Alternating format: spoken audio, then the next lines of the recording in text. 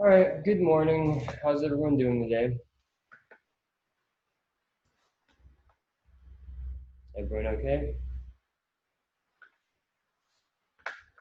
Well, today, I don't know if you've been watching my Math 2305 um, YouTube channel or YouTube playlist, but I have introduced the notion of algorithms, and um, I've gone over several programming um, of these algorithms, these simple algorithms, in my previous class. However, this class is different since I just started teaching you guys like midway through the semester, and I don't know how well or how familiar you are with programming in Python. So I wanted to hold a live lecture with you guys and kind of go over the basics of Python programming with these algorithms live so that I could receive some type of feedback or any type of questions from you. Okay, so please speak up. If you have any questions um, as I'm going over the topics today. So, has everyone installed Anaconda on their machine? So you can go ahead and use the chat board here to let me know. So, Anaconda, does that ring a bell?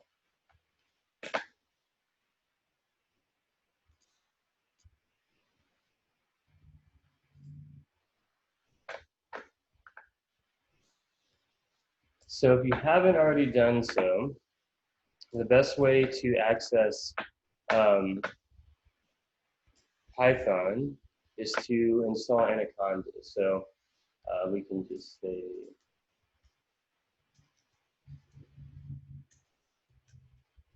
okay.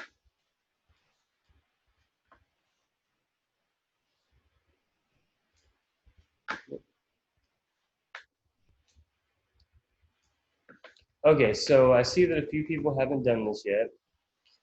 So go ahead and install Anaconda on your machine. Okay, so yeah, I see a few people haven't. All right, so take a few moments to do that. It shouldn't take too long. And once you install it, uh, it will install the latest version of Python, Python 3.7, I think, or higher than 3.6. And it will also install a suite of IDEs. So an IDE is an integrated development environment. It's how programmers interact with a given programming language. So we have Jupyter Lab, we have Jupyter Notebooks, we have PyCharm, we have Spider, and some various other IDEs for interacting with data sets. And then also I happen to have RStudio, which is a IDE for the R programming language. Okay, so if you have Anaconda installed on your computer, we go ahead and open up the navigator. Okay, so when I teach Math 2305, I typically use the Spider IDE. So that's right here. This is a scientific development environment that I find is rather easy to use. Okay, there's also things called Jupyter Notebooks, which I think that everyone should be familiar with. So if I were in your shoes, I would play around with these two IDEs first when learning how to code in Python. Now, because I have used Spider in my previous lectures and they're all on YouTube, I think today would be a good chance to introduce you and my other Math 2305 classes to Jupyter Notebooks. Okay, so I'm going to launch a Jupyter Notebook.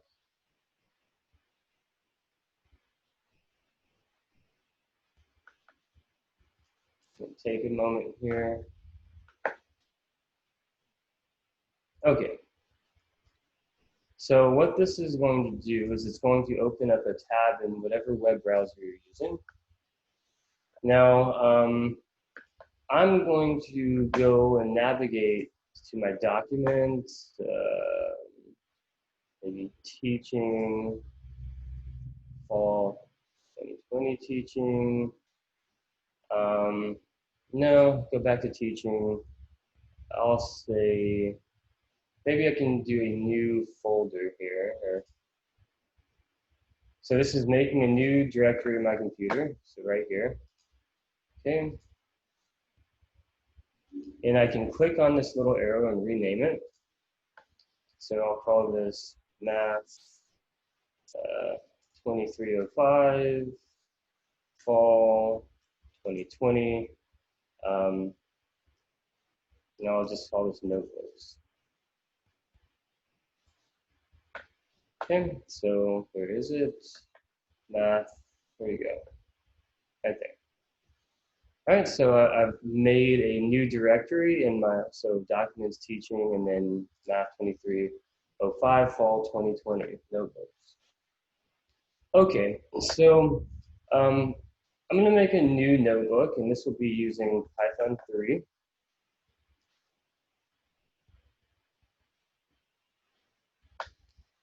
And Jupyter Notebooks are one of the preferred ways to visualize and express code in a aesthetically pleasing way, I suppose. For example, in the data science community, let's look at, so I'm actually pretty proud of this. This is a Jupyter notebook that was made by one of my students in my machine learning course. And you can see that there's text here, there's highlighting, then there's, this is Julia code, but you'll see that Python's very similar. There's links to like data sets, and let me just reload this again.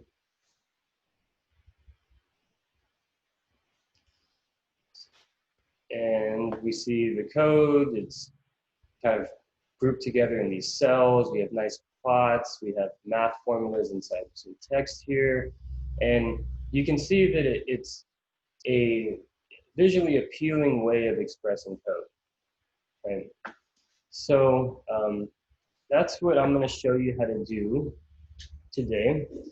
And then we're also going to program the algorithms from chapter 3 of Rosen while we're doing this. So there are different types of cells. There are code cells and there are markdown cells that we'll mainly use. So I'm going to start by with a markdown cell. So let me just pull up an extra tab here. So markdown syntax cheat sheet maybe. So markdown cheat sheet. Okay, so I want a heading. So the title will be something like Introduction to Algorithms using Python. And then if I press Shift Enter, we see that we get this nice heading on with our notebook. Okay, so but I want to put some more stuff in there and give a description of what we're doing. So maybe in this notebook, we introduce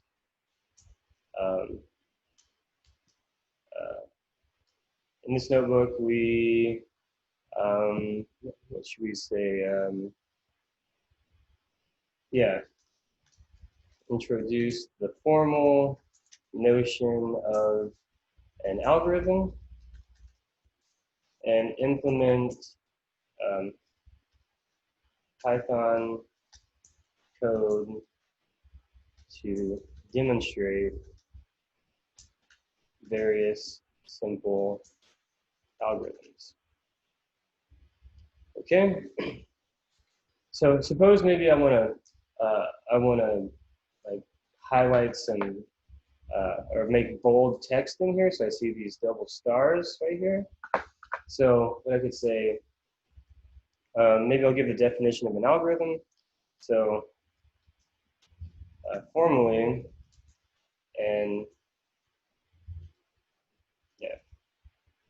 algorithm. Stars. Notice that makes it bold. I go to my little cheat sheet over here. Formally an algorithm is a finite sequence of precise instructions for performing a computation or for solving a problem. Like that. And then maybe I want to change this. Oh, by the way, I'm pressing Shift Enter, and that runs the cell. So maybe I want to put this on a new line. So we'll do something like definition, double stars again, an algorithm. Let's see what this looks like. So we can see that we're starting to just, we're using this Markdown syntax to describe what code we're going to write, basically. Okay. So maybe what we can say is we will begin our study of algorithms with the following problem.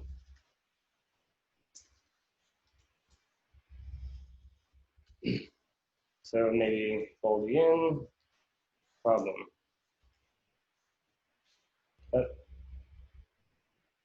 Maybe I want to put the dots in there with the bolds.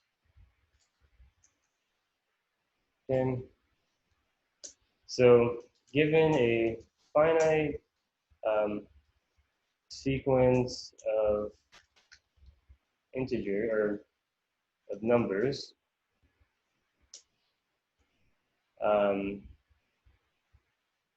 so now if we go to our Markdown cheat sheet, we see more syntax, blah, blah, blah. There's also this notion of what's called math mode, where you put math inside of the dollar symbol. And so I'm going to say A1, or say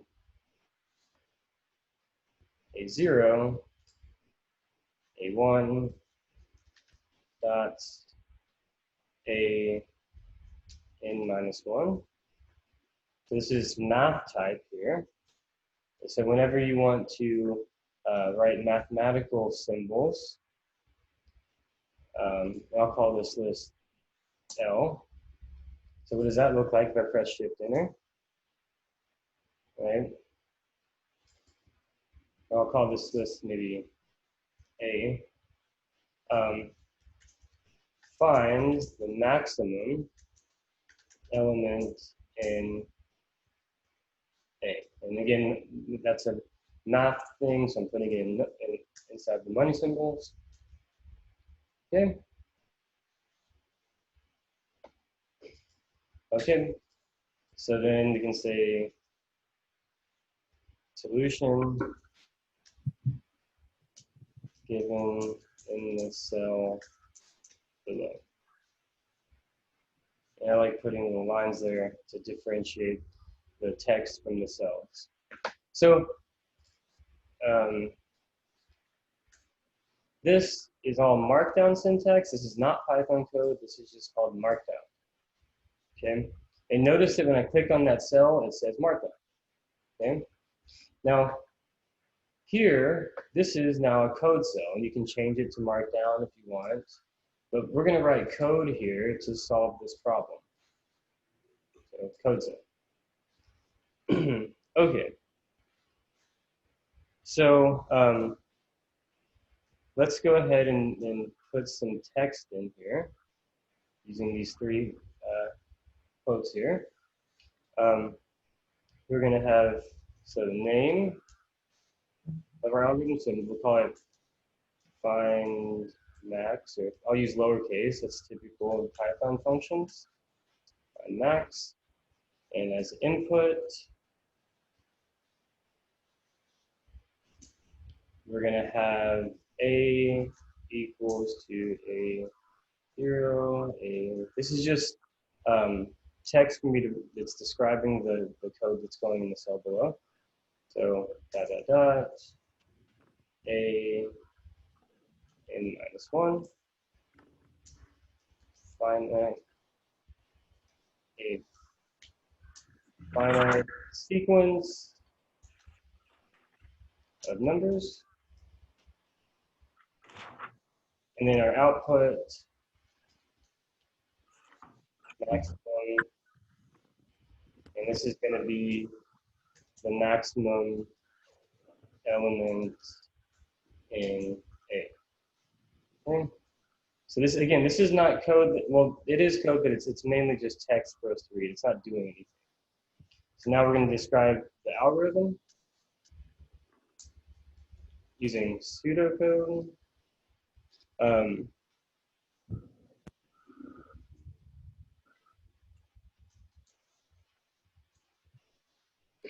Okay, so here, what is it going to look like? We're going to say maybe maximum is equal to a 0, and for, actually,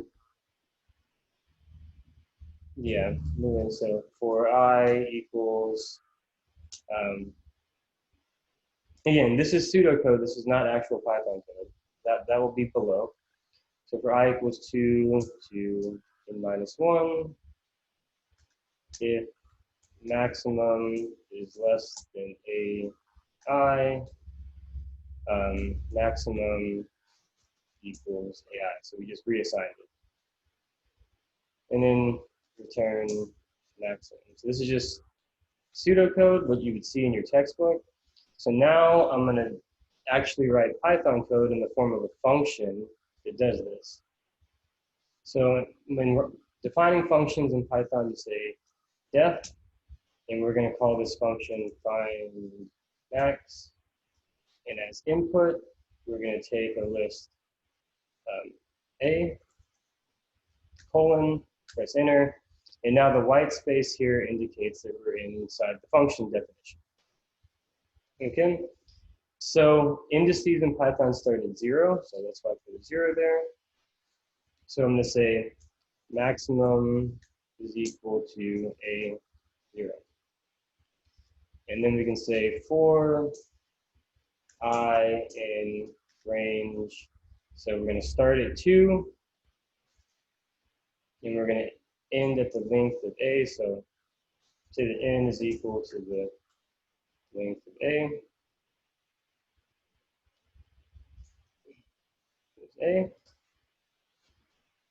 And then we're going to do our conditional statement. So if maximum is less than AI, colon, now we're in the if statement, maximum equals AI.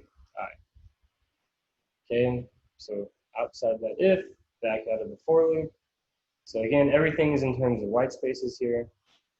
And then we'll say return maximum. All right, so now we're outside of that function. And I press shift enter, and I ran that cell, and you see that this is code cell number 1 that's been run. Okay, so then we can test the function. So it's another way to comment in your code cells. Test the above function. So we can say something like, let's look at a list, maybe 12, 1, 6, 33, 21, 35, 24, something like that. Okay, and then we can say maybe just call our function. So find max on L.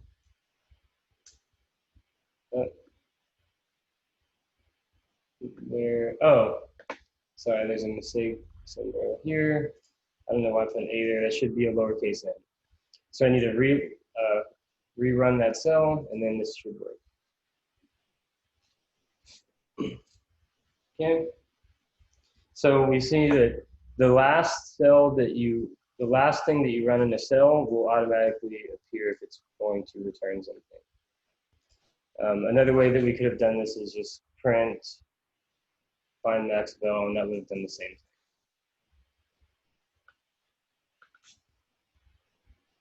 Okay. So next we want to look at another searching algorithm. So this was a searching algorithm. We're finding, well, sort of, we're finding a maximum in the list. But now we want to look at searching algorithms. So I'm going to go ahead and put in a markdown cell here. I'm going to say it's like a sub. So searching algorithms. Okay. So inside, so what is a searching algorithm? So the problem of locating an element in an ordered list occurs in many problems. Problems of this kind are called, I'll make this bold, searching problems. Okay. Just make this full screen for now. Okay. So I guess the general setting for a searching problem, let's say searching problem can be described as follows. Locate, so I'm going to use math type here, x, put in money signs, locate x in a list of distinct elements in math type a not a one. Always put in math type your subscripts inside curly braces. If anyone here has used LaTeX before, it's the same syntax. If not, it's okay.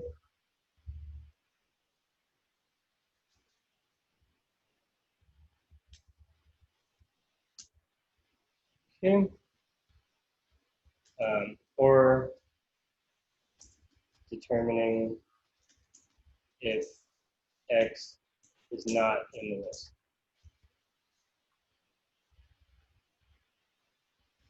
Okay. Okay. So next I can say the first searching algorithm that we will discuss is called the linear search. So I'm putting that in bold again. So if I press Shift Enter, you see it'll turn in bold. So it's called the linear search, or it also has another name called the sequential search.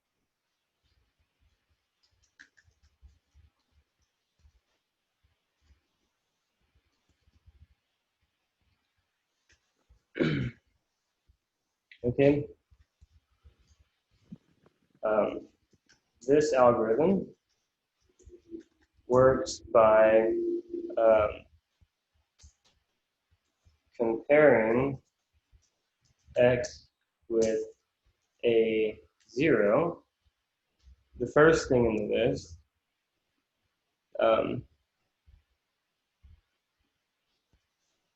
and well, let's see the best way to describe it. So comparing x with a 0, if, so, yeah, if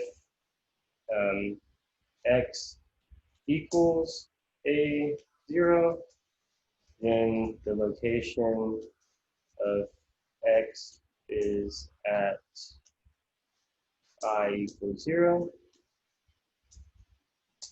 If x does not equal a 0, then x is compared with a 1. See what that looks like.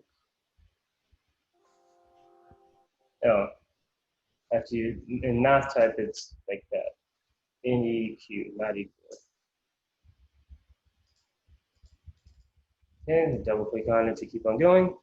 And then so, again, you just repeat. So if x is equal to a1, then the location of x is at I equal 1. Okay.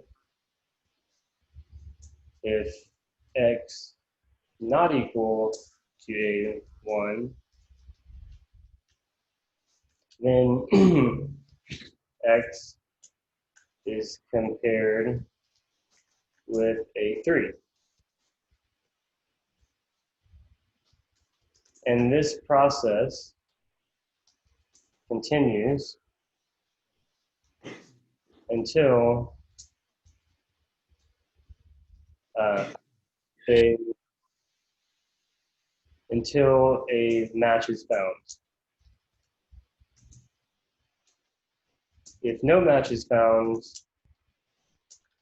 then the location of x in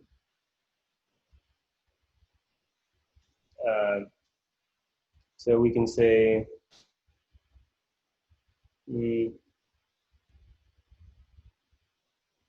yeah, so the location is said to be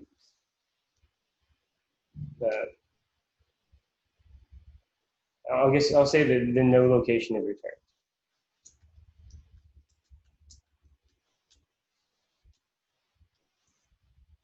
Okay, and I put in my 3 little lines right there. Put those above too. I like making these look nice, so 3 lower lines like that will make a little separator between your code cells and your markdown cells. So we're going to write a function to do this. So maybe I'll say that in my script here. The following code cell demonstrates a Python function implementing linear search. All right, so we have this nice little description of what's going on. So here I'm going to write a function, def linear search. It takes in a list A, okay? And we also need a number x. So x in a list. Okay. Colon. Okay, so we say maybe something like our index I, our location is equal to 0, and then we can use a while loop. So while so something like while I, there's n things in the list, so I'm say n equal to length of a. So while I is less than or equal to n, and x does not equal a at I, colon, I plus equals 1. So this just increments I by 1. Right? So if I is less than or equal to n, that means that at some point this was never broken, but this broke the while loop, which means that x did equal one of the a sub i's. So if x is less than or equal to n, return I. Else, that means that I is greater than n, so we never found it. So else, return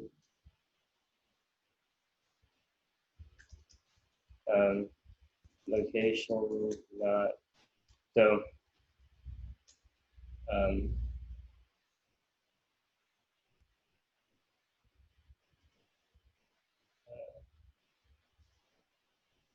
number was not found,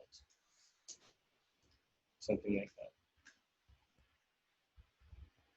that. All right, and that should finish that. So we just check to see, so we have index I equals 0. So while I is less than or equal to the number of elements in there, we go, and let's see if this works.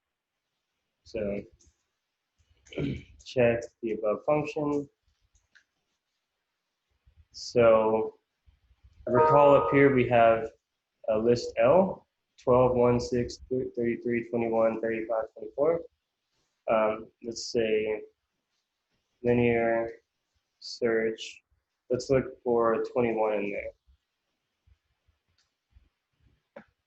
Oh, L, not A. Shift enter. 4. So let's say L of 4 is 21. So now let's search for something that's not in there, like 3 is not in that list, and let's make sure that it works then. So let's look for 3 and L.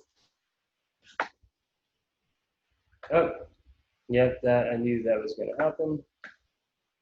This should be n minus 1.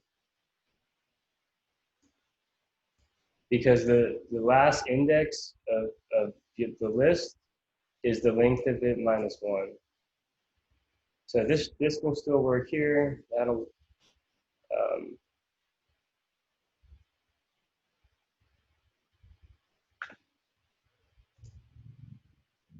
hold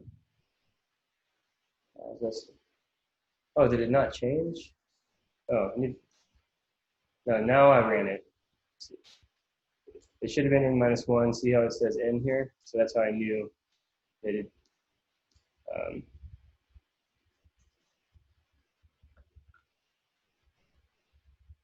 And then this also needs to be n minus 1 right there. Okay.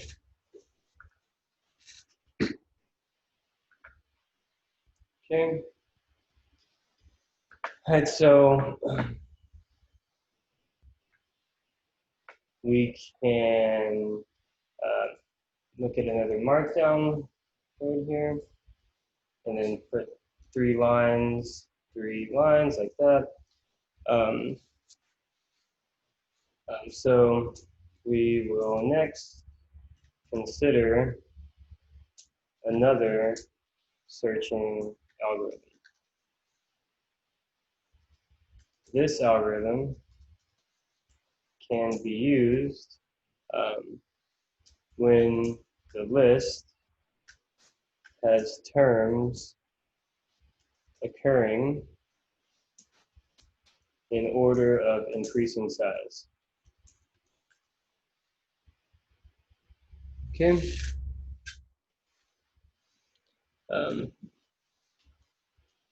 This second algorithm is called the binary search algorithm.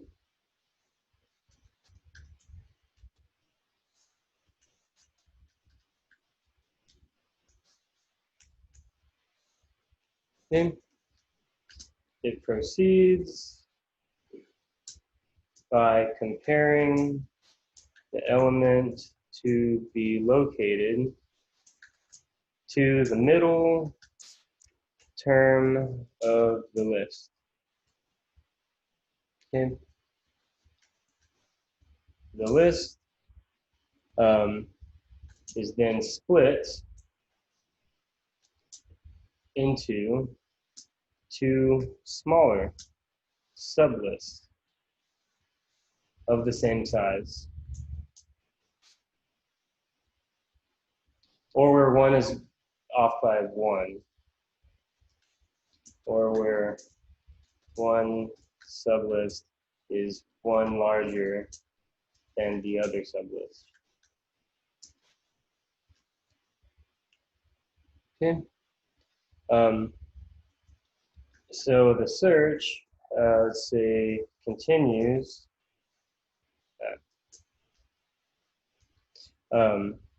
Continues by restricting,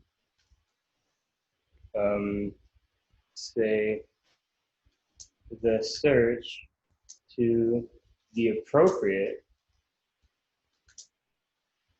sublist based on the comparison of the element to be located and the middle term.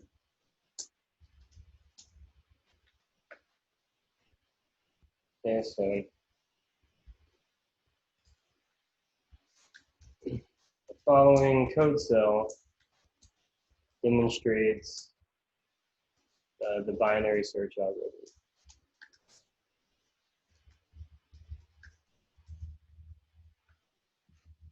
So hopefully what you're starting to see here is that using these Jupyter Notebooks, you can really describe to another person what you're doing because of these Markdown cells and how they are interactive. Like if you shared this with someone, they could run these cells themselves. Okay. So they say def binary search. Okay. And that will take in X in a list A, colon. So the way that we do this is by looking at indices where we have the leftmost index is going to be, we'll call that I. The rightmost index we'll call J. And we'll do that as the length of A minus 1. That's the, so this is the smallest possible index, and this is the largest possible index for that list A. Okay. So what we're going to do is say while I is less than J, we're going to define, we need the floor function. Hopefully all of you know about the floor function. So in Python, there's a standard library of modules. One is called the math module. So we can say from math import floor. Now we have access to the floor function. I'm going to say that n is equal to floor of I plus j divided by 2. Okay, so this is the middle index right here. This is the middle index. So we have I and j. So that plus that divided by 2 gives us the middle point of our list. Okay. So then if x is greater than a of m, right? Then we want to say that I is equal to m plus 1, else j is equal to m. So what is this doing? Well, this splits the list in half. And then so this is the middle index, right?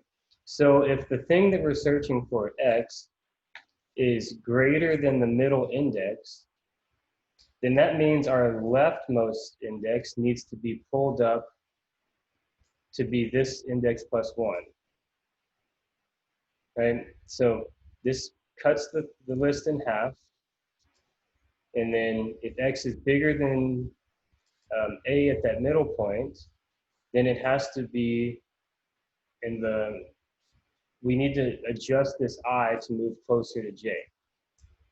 If this was less than a of m, then we need to shrink j down to be at this index. Okay. Okay. So eventually, since we're always increasing I or shrinking j, eventually this is going to break. So that while loop is going to break. And then we can say if x is equal to a I,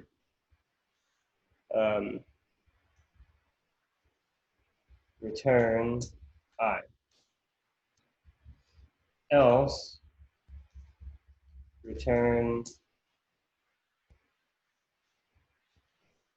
the number was not found. Okay. All right, so this is binary search. So we need an ordered list. So we can say something like L is equal to 1, 2, 3, 5, 6, 8, 11, 23, 24, 31. And let's search for, so let's do binary search. And then we'll throw in, so let's search for 23 in L. We get 7, so let's check that. 7 is 23. Now let's search for something that isn't in. So this is just, should probably check the above function. Now let's do binary search. Now let's look for something that isn't in there, like 33 in L. Good.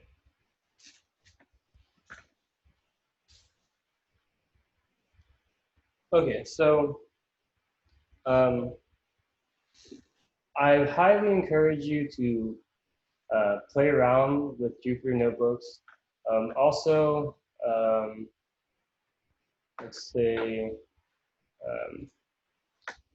if you can, I know some of you might have missed it in one of my lectures, you should definitely, all of you, go to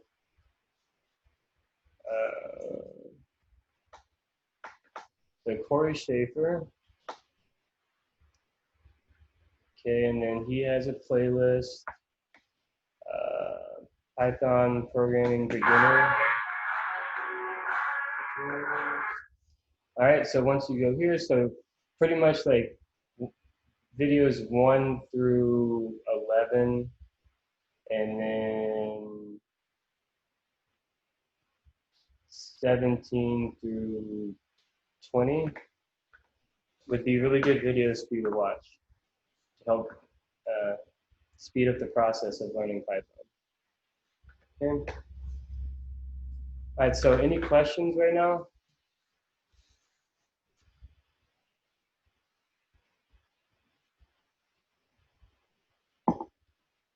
All right, well, that'll be it for today's lecture. I'm going to post this on my YouTube channel, so if you missed anything, it'll be on the YouTube channel, so just check that in a bit. All right, everyone stay safe. Yes, I can put this notebook on Blackboard, so you can play around with that. All right. Okay, stay safe, and I will see everyone next week.